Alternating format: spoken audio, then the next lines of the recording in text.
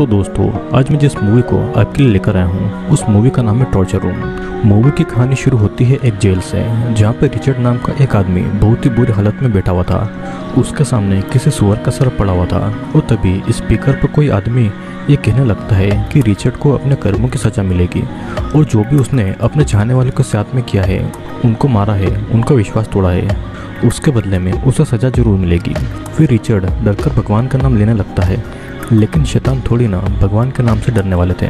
फिर कुछ लोग आकर रिचर्ड को उठाकर एक टॉर्चर रूम में लेकर जाते हैं और वहाँ पर उसी के साथ में बहुत ही भयानक टॉर्चर होता है। उसके हाथ पर कीलें मारी जाती है और रिचर्ड दर्द में तड़पता और चिल्लाता रहता है। उसके इस दर्द का मजा एक आदमी दूर बैठकर ले रहा था और हमें फिलहाल इस आदमी का फेस नहीं दिखाया जाता है।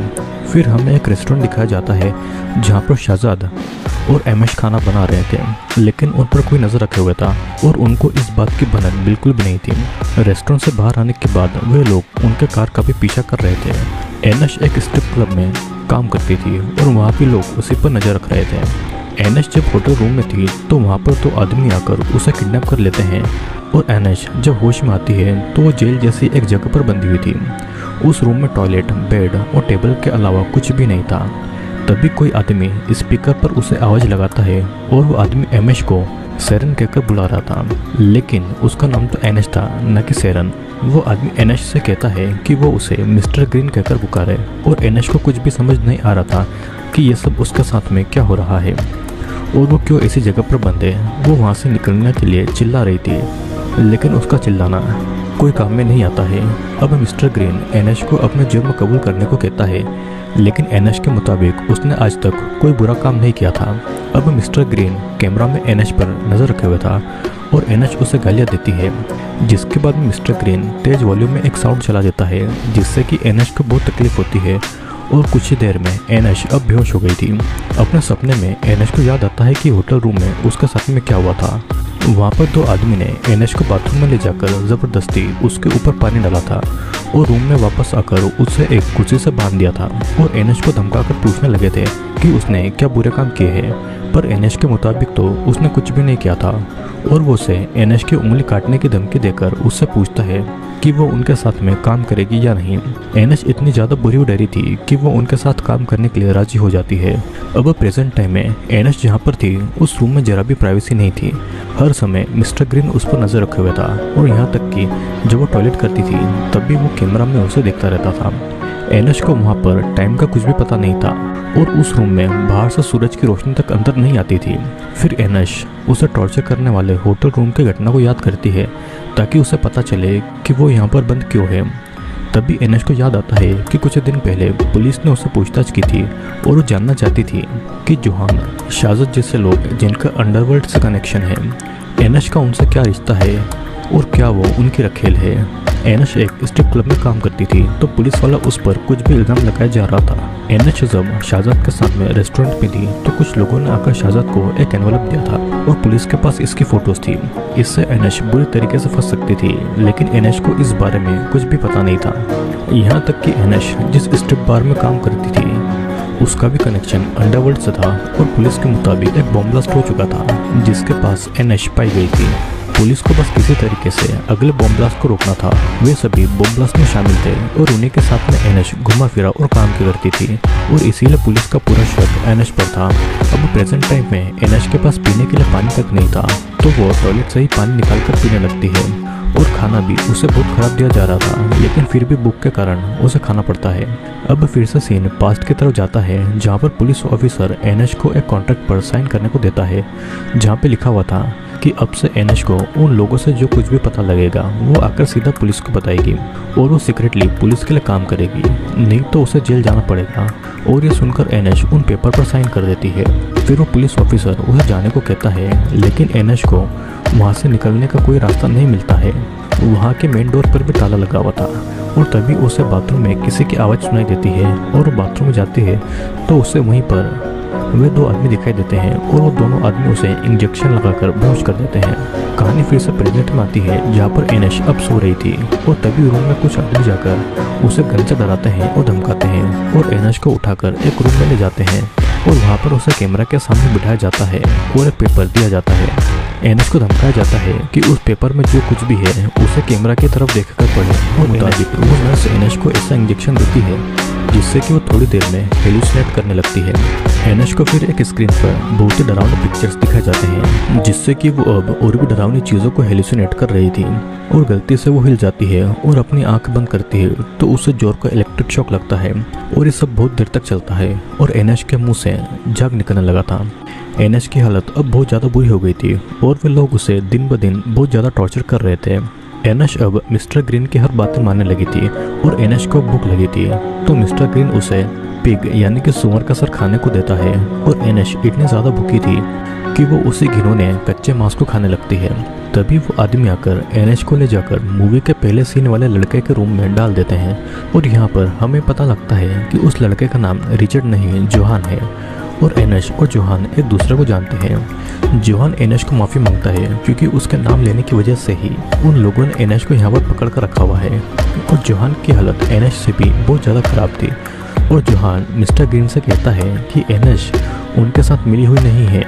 तभी मिस्टर ग्रीन एनएस से कहता है कि अगर वो जॉन को मार देगी तो उसे वहाँ से जाने दिया जाएगा। और जोहान से भी अब दर्द बर्दाश्त नहीं हो रहा था तो वो भी एनएस से रिक्वेस्ट करता है कि वो उसे मारकर यहाँ से आज़ाद हो जाए। लेकिन एनएस जॉन को मारना नहीं चाहती थी तो वही लोग आकर फिर से एनएस को पकड़कर वहाँ से ले जाते हैं और उसे इलेक्ट्रिक चेयर पर बिठा देते हैं। नर्स उसे हेलुसिनेशन का इंजेक्शन देती है और सामने की स्क्रीन पर फिर से डिस्टर्बिंग वीडियोस चलने लगती है। उन वीडियोस में दिखाया जाता है कि एक साइंटिस्ट एक आदमी की आंख में एसिड डाल रहा है और वो आदमी बहुत तड़पता है और उसकी पूरी आंखें जल रही थी। इतना टॉर्चर करने के बाद वो सभी आदमी एनएस को फिर से उसी रूम में लाकर छोड़ देते हैं और गुस्से के कारण एनएस रूम की चीज़ों को इधर उधर फेंकने लगती है। एनएस ने बेड और टेबल से वो दरवाजे बंद कर दिया था ताकि कोई अंदर आकर उसे फिर से टॉर्चर न करे। अब फिर धीरे धीरे एनएस अपना आपा खो रही थी और रूम के अंदर वो अजीब अजीब हरकतें कर रही थी और पिग का मांस भी पूरी तरीके से उसने खा लिया था। इधर दूसरी तरफ जोहान मिस्टर ग्रीन से कह रहा था कि एनएस का इसमें कोई हाथ नहीं है, पर मिस्टर ग्रीन कहता है कि अगर वो सब बातें नहीं बताएगा तो बहुत ही जल्दी उसके टुकड़े टुकड़े कर दिए जाएंगे। जोहान बहुत ज़्यादा डर गया था। इस तरफ एनएस एक फ़ोन करने के लिए मिस्टर ग्रीन से हेल्प मांगती है लेकिन मिस्टर ग्रीन उससे कहता है कि पहले उसे जोहान को मारना होगा, नहीं तो फ़ोन मिलना तो दूर उसे इतना ज़्यादा टॉर्चर किया जाएगा कि उसकी बॉडी पर मांस तक नहीं रहेगा। तभी रूम में वही आदमी आते हैं और एनएस को घसीट कर एक टॉर्चर रूम में ले जाते हैं और वहाँ पर उसे बांध कर रखते हैं। उस रूम में बहुत से खतरनाक हथियार थे जिन्हें देखकर एनएस बहुत डर गई थी और तभी वहाँ पर नर्स आती है और उसका नाम पूछती है और वो अपना नाम एनएस बताती है तो नर्स उसे थप्पड़ मारती है और तब वो अपना नाम सेरन बताती है जो कि मिस्टर ग्रीन ने कहा था। वो नर्स एनएस को उन सारे आदमियों का नाम पूछती है जिनका लिंक आतंकवादियों या फिर अंडरवर्ल्ड से था और अगर वो नाम नहीं बताएगी तो एक एक करके उसकी बॉडी का मांस काट लिया जाएगा। फिर वो एनएस के कपड़ों को काटती है और फिर वो उसके ब्रेस्ट को काटने लगती है। वो नर्स एनएस के ब्रेस्ट काट देती है और फिर वो उसके ब्रेस्ट को सिलती भी है, जिसके बाद में अब उससे पहले टॉर्चर किए गए लोगों के भयानक फोटोज दिखाए जाते हैं। एनएस फिर डर के मारे अंडरवर्ल्ड से लिंक रखने वाले शाहजाद का नाम बताती है और वो जोहान का नाम भी बताती है। जोहान उसका बॉयफ्रेंड भी था और वो नर्स एनएस का नाखून उखाड़ने वाली थी और तभी वहाँ पर मार्क नाम का आदमी नर्स को चोक करके उसे बेहोश कर देता है और एनएस का भी हाथ खोलकर वो उसे वहाँ से ले जाने लगता है। वो उसे उस बिल्डिंग से बाहर निकालकर उसे कार में बिठाकर वहाँ से बाहर निकालने लगता है। रास्ते में वो उसे फर्स्ट एड किट भी देता है ताकि एनएस अपने जख्मों पर उसे लगा ले। एनएस उससे पूछती है कि वो उसकी मदद नहीं है। वो उसे ये भी कहता है कि उसे जो कुछ भी पता है आतंकवादियों के बारे में उसे सब कुछ बताना होगा, नहीं तो पूरी लाइफ उसे यहीं पर छुप कर गुजारना पड़ेगी। एनएस कह देती है कि उसने ठीक ही किया कि उन लोगों को कुछ नहीं बताया और ये सुनकर मार्क फिर से कार उसे बिल्डिंग की तरफ ले जाता है और ये बस उसकी एक चाल थी ये पता लगाने की कि एनएस को कुछ पता है या नहीं। एनएस बहुत ज़्यादा इमोशनल होती है और रोती भी है कि उसे वापस वहाँ पर न ले जाए, लेकिन एनएस को फिर से अंदर लाकर बुरी तरीके से टॉर्चर किया जाता है और यहाँ तक कि एक छोटे से बॉक्स में डालकर उसे वहीं पर बंद कर देते हैं। एनएस बहुत ज़्यादा रोती है कि उसे वहाँ से निकालने पर कोई ध्यान नहीं दे रहा है। फिर तभी एक नर्स आकर वो सलाइन की बोतल चेंज करके वहाँ से चली जाती है और उसी सलाइन की बोतल से एनएस को जिंदा रखा जा रहा था। फिर बहुत देर बाद मिस्टर ग्रीन एनएच को बॉक्स से बाहर निकालने का ऑर्डर देता है और एनएच को बॉक्स से बाहर निकाला जाता है। वो बहुत देर से बंधी हुई थी तो उसने वहीं पर टॉयलेट कर दिया था, जिसकी वजह से एनएच टॉयलेट का पानी पीने लगती है और इतने टॉर्चर से एनएच का दिमाग खराब हो रहा था और अब वो खुद का नाम भूलकर खुद को सेरन मानने लगी थी और वो मिस्टर ग्रीन के सारे ऑर्डर मान रही थी। एनएच वहाँ से निकलने के लिए तड़प रही थी। एनएच को फिर से इलेक्ट्रिक चेयर पर बैठाकर वही डिस्टर्बिंग वीडियोस दिखाए जाते हैं जहाँ पर रेनेक्स नाम का आदमी खुद के बारे में बातें कर रहा था और उसने अब तक 43 लोगों को मारा था और यहाँ तक कि उसने अपनी माँ को भी बेहोश करके उनके साथ में रेप किया था। एनएच को बार बार उसी आदमी के क्राइम याद आ रहे थे और अचानक उसी आदमी को एनएच के रूम में छोड़ दिया जाता है। उस आदमी को देखकर एनएच बहुत ज़्यादा डर गई थी और एनएच से वो आदमी खाना मांगता है। वो उसका नाम पूछता है और एनएच डरकर एक कोने में बैठ जाती है। रोनेक्स एनएच के सामने वहीं पर पेशाब कर देता है और रोनेक्स खाने के लिए पागल हो रहा था। वो बार बार उन लोगों से खाने की मांगे कर रहा था। गुस्से में वो एनएच को बुरी तरह से मारने लगता है और वो आदमी भी एक तरीके से पागल हो गया था क्योंकि वो भी वहाँ से बहुत दिनों से कैद था। एनएच की हालत भी ठीक उसी आदमी की तरह ही थी। अब फिर रोनेक्स जब सो रहा था तो एनएच अपने कपड़े फाड़कर उससे रोनेक्स के हाथ पैर बांध देती है और एक कपड़े से उसका गला घोटने लगती है। रोनेक्स के हाथ बंधे हुए थे तो वो खुद को बचा नहीं पाता है और मारा जाता है और बिना कपड़ों के एनएच वहीं पर थक कर सो जाती है। अब फिर एनएच को जब होश आता है तो मिस्टर ग्रीन उससे कहता है कि उसने मर्डर किया है जिसकी वजह से उसे मौत की सजा हो सकती है और ये सुनकर एनएच रोने और चिल्लाने लगती है। मिस्टर ग्रीन कहता है कि वो समझ सकता है कि वो मजबूर थी और इसीलिए उसने ये मर्डर किया था। फिर कुछ समय के बाद में मिस्टर ग्रीन उस रूम में आकर एनएच को अपने साथ में ले जाता है और मिस्टर ग्रीन उसे अपने रूम में ले जाकर बिठाता है और उसे डॉग फूड खाने को देता है और भूख के कारण एनएच वही डॉग फूड खाती है। मिस्टर ग्रीन ने एनएच को इतना ज़्यादा टॉर्चर किया था कि उसका दिमाग खराब हो गया था और वो अब मिस्टर ग्रीन के इशारों पर ही चल रही थी। मिस्टर ग्रीन उसे कहता है कि ये सब उसके साथ पहले भी हो चुका है और बस उसे याद नहीं है और पहले वो उनकी हर बात मानती थी लेकिन वो उन आतंकवादियों की बातों में आ गई और वो जॉन से प्यार कर बैठी तो इसीलिए उसका दिमाग ठिकाना लगाने के लिए उसे यहाँ पर लाना पड़ा। अब फिर एनएच को कपड़े पहनाकर टॉर्चर रूम में ले जाया जाता है और वहाँ पर वही पुलिस वाला भी था और तभी वहाँ पर एक बॉडी को बंद कर लाया जाता है और एनएच को कहा जाता है कि वो उस इंसान को गोली मारे। एनएच भी उस आदमी को मारने के लिए रेडी थी। तभी उस बॉडी का फेस दिखाया जाता है जो कि एनएच की माँ थी। मिस्टर ग्रीन एनएच पर इतना ज़्यादा प्रेशर डालता है कि एनएच गोली चला देती है और उन सबको यकीन हो गया था कि एनएच अब उनकी बातें मानेगी। फिर कुछ समय के बाद में मार्क और एक आदमी एनएच को रोड पर छोड़ देते हैं और उससे कहते हैं कि उसके सभी चीज़ों का ख्याल वे लोग रखेंगे।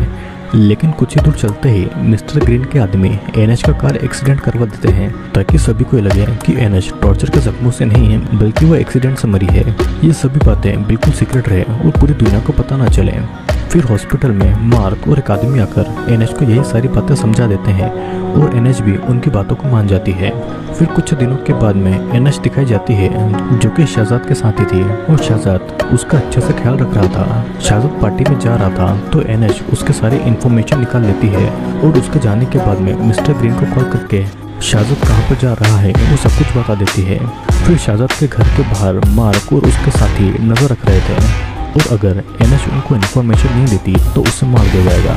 इतने टॉर्चर से उन लोगों ने एनएच को अपना गुलाम तो बना लिया था लेकिन इससे एनएच पहले जैसे कभी नहीं हो पाएगी और उसे टॉर्चर की हर बातें हमेशा याद आती है।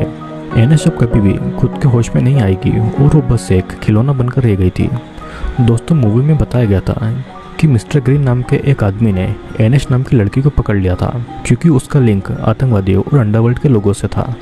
उन सभी लोगों ने एनएच को पकड़कर इतना ज़्यादा टॉर्चर किया और उसका ब्रेन वॉश किया कि एनएच अब उनके कहने पर काम करेगी और उन्होंने ये सब इसलिए किया क्योंकि एनएच आतंकवादियों के बहुत ज़्यादा क्लोज थी और अगर वो उसका माइंड वॉश करके उसे उनका जासूस बना देंगे तो एनएच आतंकवादियों की सारी खबर उनको देती रहेगी।